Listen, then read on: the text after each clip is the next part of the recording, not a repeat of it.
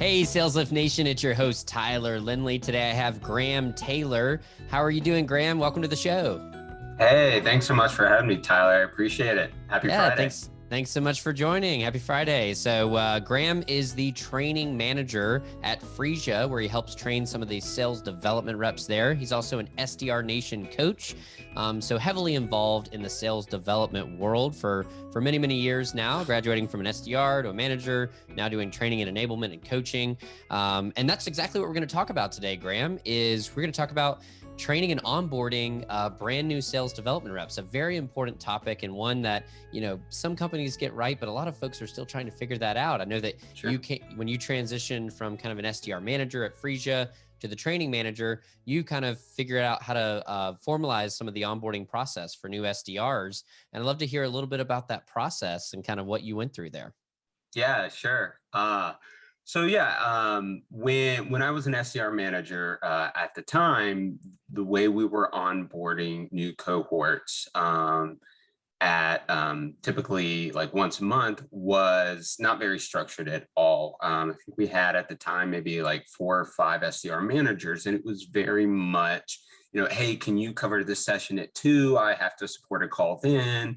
Or, I'll go in and do the end of day meeting. So there was a lot of chaos and involved in training at that time. And there was no kind of leader or one support person that those new hires could rely on. Mm-hmm. Yeah, which is important, right? For those new hires, it sounds like it was a training by committee with the other SDR managers, but sure. But that can kind of lead to some gaps probably without there being a dedicated resource to brand new reps, especially given the size of your SDR team there at Phreesia, right? Yeah, 100%. And it definitely, I think, kind of caused some confusion. They didn't know right at the time who to go to with certain questions. I'm a big advocate of pulling other people into your onboarding program and having other people lead sessions. I think that's definitely a great way to go. But you need somebody to be the leader of that cohort, and like when something goes wrong or when they're not sure about something, they know exactly who to go to, and that person is responsible for making sure that the SDRs have a positive onboarding experience. Mm-hmm. Yeah, no, that's so important. I loved your thought there about having different people involved because you get different perspectives, right? Yep. And you get to hear from different parts of the organization, people with different backgrounds, experiences, different roles, maybe even.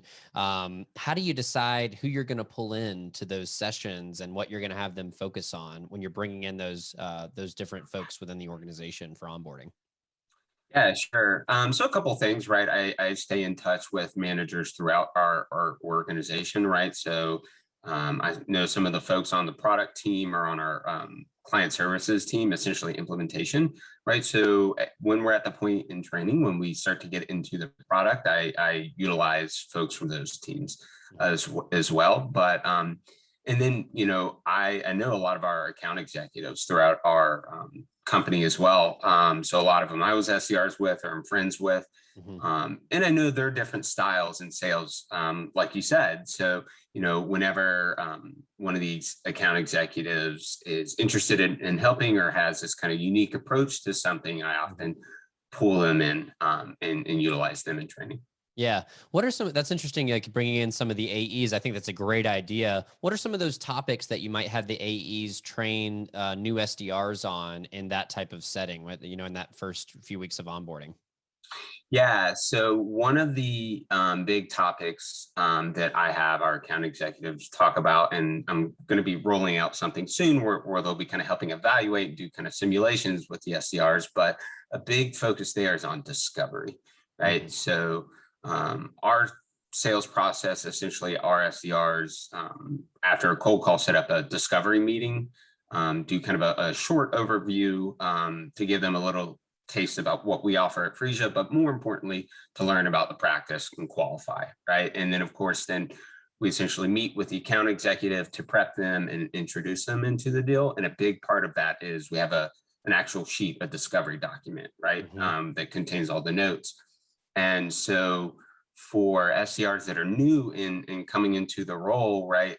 Active listening, open-ended versus closed-ended questions, concepts that seem so simple, but when you're on a meeting, might sometimes be hard to put into practice. And so we have them focus a lot on that piece. Yep, that makes sense. So it sounds like there at Phreesia, the SDRs are actually running their own discovery calls, or would you consider it full discovery or light discovery? I know there can be some kind of nuances there, depending how much of that discovery do you want done by the SDR Yep. versus like when does the AE come into the process? Yeah, 100%. So yeah, after the cold call, we're essentially booking what is typically around 20, maybe 30-minute, we call it the overview, but it's essentially a short deck where the SDRs ask questions about the practice. So Phreesia, just to give some context, we call into medical practices.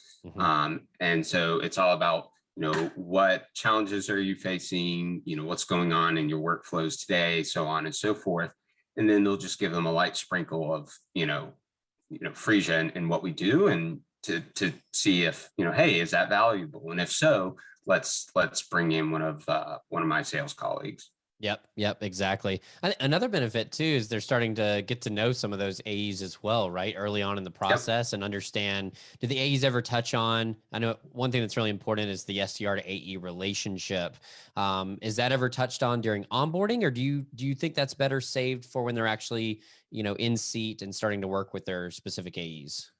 Yeah, I talk a little bit during onboarding, and I actually talk with AEs, whether they're new to the company or recently promoted from the SDR role. I talk with them about working with the SDRs. So kind of from both angles, right? Our process is a little interesting just because we have such a large team. We're about 140, 150 SDRs. Wow. Not sure exactly how many sales reps we have, but each SDR does not work with the same sales rep every time. It can vary. I see.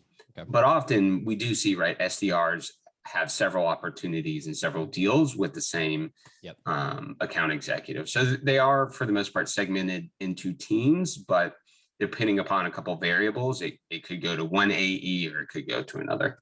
Got it. That makes sense. So let's talk a little bit more about, as you started to formalize this onboarding process for the SDRs, what are some of the things that you wanted, like how long of a onboarding process did y'all create? Like, what is that onboarding? Like, when do you consider them like they're in onboarding versus they're not? Sure. And then what are some of those things that they're doing during that onboarding period? Sure. Right. So I like to make the distinction. I think sometimes people get confused between onboarding and then like fully ramping an SDR, right? Yeah. So for me, onboarding, it really takes place the first 3 to 4 weeks, right? That's essentially the training period. And when I think of that period, I have kind of like 3 to 4 big boxes that I like to check, right?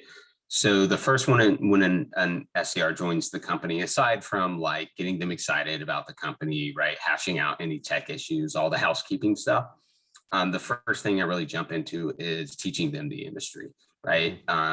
They need to have a grasp on the high level concepts and trends that are going on within the healthcare industry.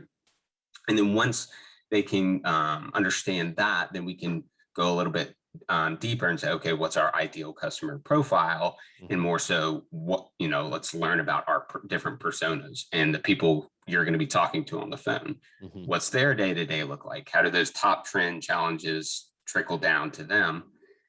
And then once you have a grasp there, then you can go towards your product, right? So we've talked about all the problems. Now let's talk about a solution to those problems, right? And then those 3 boxes right there shouldn't take more than, a couple days to a week, right? So that's typically my first week of training. And then week 2 is a lot of times what some people refer to boot camp, right? So that's very sales focused. Now let's talk about cold emails, cold calling, right? Objection handling, our sales process, et cetera, the Salesforce tools, things like that. And then the third week in our onboarding process is, after we do a lot of shadowing as well, things like that, is a simulation. So I essentially take them, the entire cohort, through a full-fledged simulation of the role in our sales process, right? And so it's like, you've learned all this stuff, now put it into practice. And I find that builds a lot of confidence Mhm. for the new hires, instead of like throwing all this material at them and now go do it for real. So like let's do a trial run. Yep. Yep. Exactly. Yeah. I love the way that you kind of start with industry. I think that that's a great place because likely your new hires, they may or may not be from the healthcare industry, right? Mhm. They may have some inkling about what the healthcare industry is, but they don't know it through the lens of Phreesia and how you want them to understand the industry. So I love that, starting there, then drilling into the ICP buyer personas, then the product. I think a lot of folks start with the product first, but like Yep, almost like you start product first without the industry or the who, it can be a little bit more difficult to grasp. Like, what are we doing here? exactly. Is that why y'all frame it in that order? Did y'all try product first and then switch it around, or have y'all always done it that way? Sure. So back when it was before I was running training in the onboarding process, back when I was a manager, it there really wasn't a structure, right? It Mhm. was just like, hey, that's a good time to do this. I can fit that in. Let's do that here. So it was kind of all over the place, right? And that also doesn't provide a good onboarding experience. And so the reason I kind of stepped back and created that structure and realized that was probably one of the best ways to go is Simon Sinek's Start with Why book and Yep. video. And it's all about why are we doing this before we get to how or what it is, right? Mhm. And so I think why is Phreesia selling our services and our product, right? Well, Mhm. let's look at the major problems in healthcare first. Let's learn about those, and then when we get to the product, it's like, oh, I get it now. That Right. makes total sense. That's where the puzzle piece fits in. Right. Which is how we want them framing it to the actual prospects too. Like once they get Exactly. enrolled, right? Start with the problem, start with what's going on in the industry, and then like, oh, well, here's where we might be able to help out and fit in and give you some outcomes that you're looking for versus product, feature, feature, feature, buy. Yep. We want to start more with the industry and what problems our prospects might be facing first, right? Yep. 100%. Awesome. Okay, cool. And then from there, it sounds like you said week 2, you get into a boot camp that's sales focused. Is that kind of like sales 101? Because I'm sure a lot of these folks, is this their first sales role? So is that kind of just teaching them the basics about sales and the sales development role? 100%. Right. Okay. And so we cover subjects from cold calling, right, to how to use Salesforce, to like what is our sales process, Yep. right? So that's there's a lot of simulation, role play, listening to call recordings Hmm. in that week. So that's a very busy week.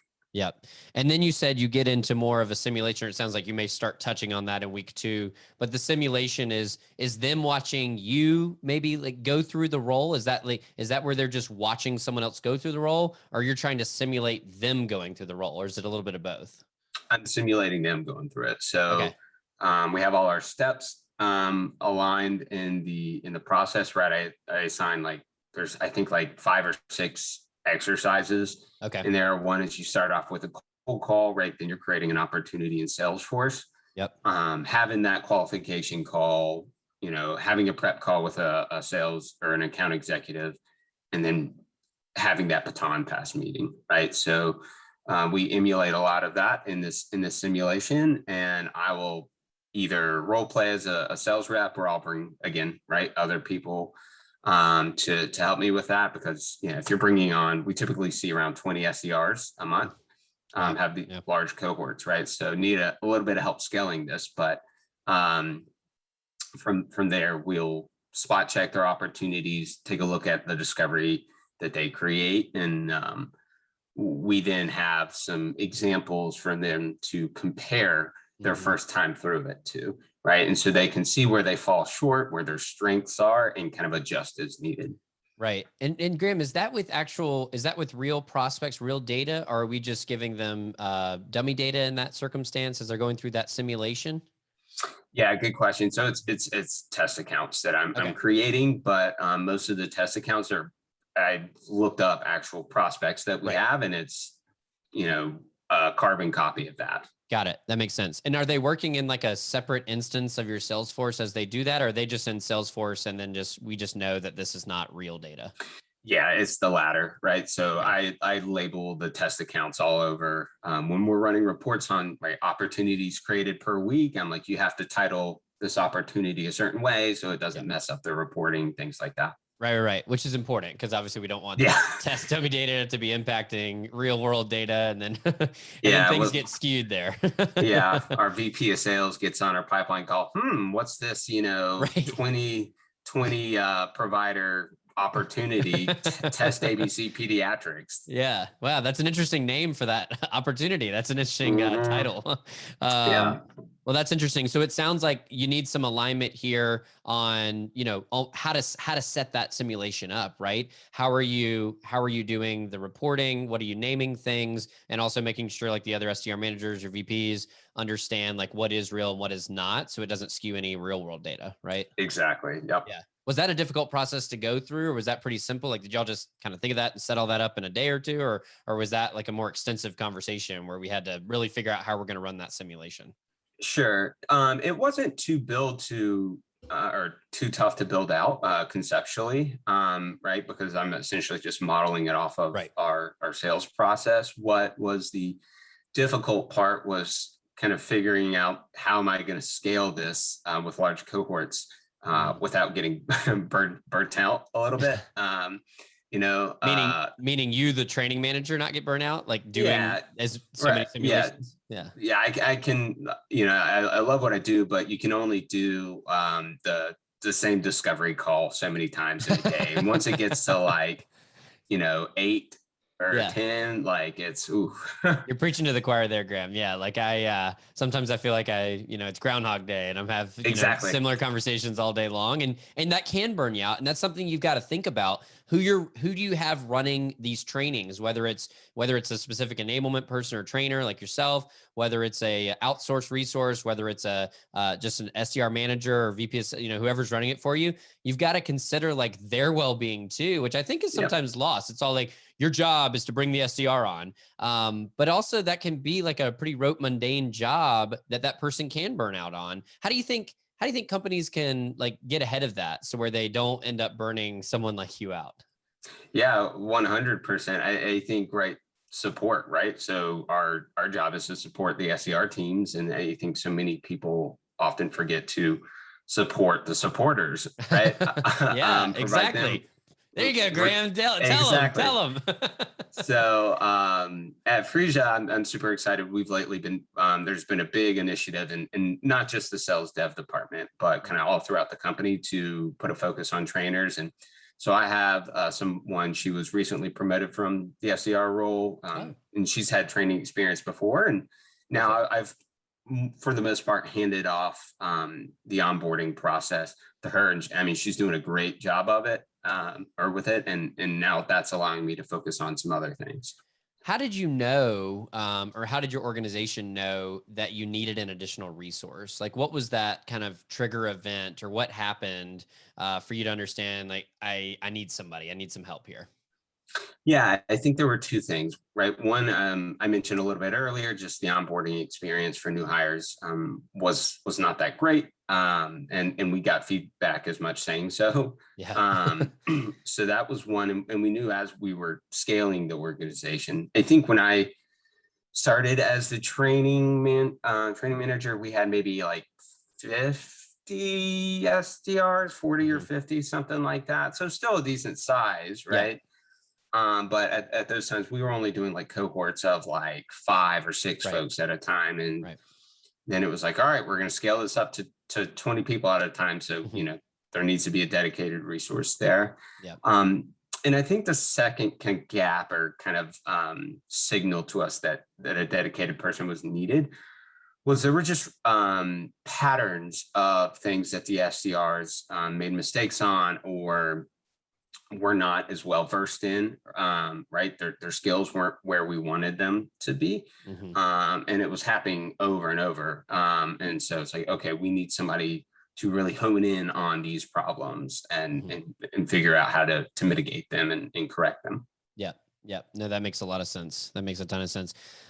So it sounds like after 3-4 weeks, they end this onboarding process. Do you have any, is there any formal, do they do any kind of test or certification to graduate from onboarding? Or is it just, you've made it this far, onboarding is now complete? Yeah, so once pretty much at the end of that onboarding period, that's when we transition them onto a team. We're structured in various teams throughout the Mhm. sales development organization. And there is no like right at the end of training, there is no like graded evaluations, if you will. Mhm. Obvious that's part of the reason why we do the simulation. While it's not like graded or anything, it gives us insight to Right. right, is this SDR ready or not? Yep. But once they transition onto the teams, I do biweekly or twice a week calls with them Okay. to help that transition, right? So we refresh on a lot of the content. There's some new stuff that I'll cover, Yep. and a lot of it too is just like, how's the transition going? What do y'all want to focus on? What are you struggling with? So it helps that transition their first month actually in the role. Yep. Um, and I am creating an evaluation process. And I'm, again, need help with that in terms of scaling it, Yep. but that's going to be around the 90-day mark, right? Gotcha. So that'll T- be between the onboarding and kind of during the rest of their ramp time once they're already in seat. exactly, because I think, I think I mentioned this earlier, right? So many people think, all right, like an SDR, they've been through a month of training, they're ready. Like, no, the SDR is not fully ramped. They need time to get into the role, get hands-on and really learn it for themselves. And so in my opinion, on average, the 90-day mark is where SDRs should predominantly be self-sufficient, Mhm. right? And so that's where then we're looking to evaluate them and see, okay, what else is missing, et cetera. Got it. That makes sense. So it sounds like month 1 is mainly onboarding, classroom style training, the simulation, and then month 2 they actually get into seat with a reduced quota in month 2. Do they have? The way we do our quota is they yeah, essentially you could call it like a smaller quota. Okay. It's that ramp period, right? Yep. We have them focusing on smaller accounts. Yep. And those are generally, those opportunities move quicker, right? You don't have to navigate through a people map in the organization as much, and that really helps them build confidence and learn our processes, get comfortable on the phones, so on and so forth. Yep. And then, towards their 90-day mark, when they're a little bit more established, that's when we will kind of bump them up within the sales development team, but to larger accounts or more specialized teams. Got it. So it sounds like, do you consider, because earlier we talked about like the onboarding period versus when they're fully ramped. It sounds like by the 90-day mark, that's when your organization considers the SDRs fully ramped. Yep. Yeah, I would say that's where we say, hey, this SDR should be, hitting full quota consistently. They should not really require too much assistance. Sure, there are the what if situations, the one offs, but for the most part, they should be pretty self sufficient and know what they're doing. Does that twice a week support? You mentioned that you do kind of coming out of that month 1, you do 2 times a week, still ongoing training. Does that last all throughout that 90-day period, or does that get cut? Does that wean off like eventually, or? Yeah, it's so yeah, that starts right their second month when they're finished Okay. with training, and that's over the second month, right? Okay. And so that is to one, just provide some more support for them, but also it takes a little bit more pressure off of the managers Yep. as well, because I mean each team probably has somewhere between 12 and 15 SDRs Mm-hmm. on it, and so I think it helps reduce that learning curve Yep. a little bit more. Yep, that makes sense. What other piece of advice would you have for folks out there, like in closing, just for folks that are building like this onboarding and ramping program for a new sales development team? Any other piece of advice that we haven't touched on that you think would be good for folks to know? Yeah, one thing that we've been doing, so Phreesia is pretty much a fully remote company now.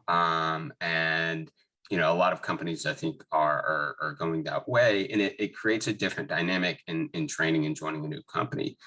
And so one thing that we started pretty early after we made that transition was having the SDRs essentially set up what I call intro calls throughout their first month of training. And, we have a large team, as I mentioned, like 140, 150 members.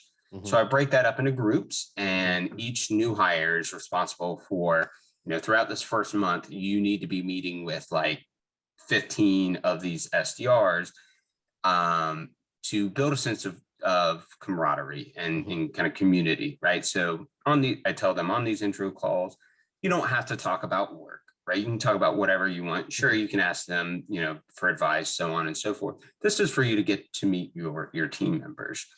And I think in a remote environment, a lot of times that can be missing these days. And so that's something I get a lot of feedback on. And then more so when they're starting to shadow and transition into the role, they're like, oh, hey, I met so-and-so. They were really great in my intro call. I'm going to see, do you have any calls I can shadow? Yep. Right. Things like that. So that's a big piece that I think is more important than ever now that remote work is much bigger than it was. Yeah, I totally agree. Such a hard thing to try to simulate in a remote, try to build in a remote setting, but one that's very important, one that a lot of people sitting alone at home in their bedroom or in their office are wondering, like, how do I connect with these other people? There's all these hundreds of people that I work with. How do I interact with them? So I think giving people the opportunity and space to do that is really important. Graham, if my listeners want to find you online, where can they find you? Yeah, the best place would probably be my LinkedIn profile. And then, from there, like I mentioned, I'm also a coach at SDR Nation. Okay. Right. So if SDRs become members there, you'll see me kind of all over the SDR Nation space as well. Perfect. Awesome. That is fantastic. We'll link to those in the show notes. And Graham, thanks so much for coming on. We really appreciate it. Yeah, absolutely. Thanks so much for having me, Tyler. Enjoyed it. All right. Awesome.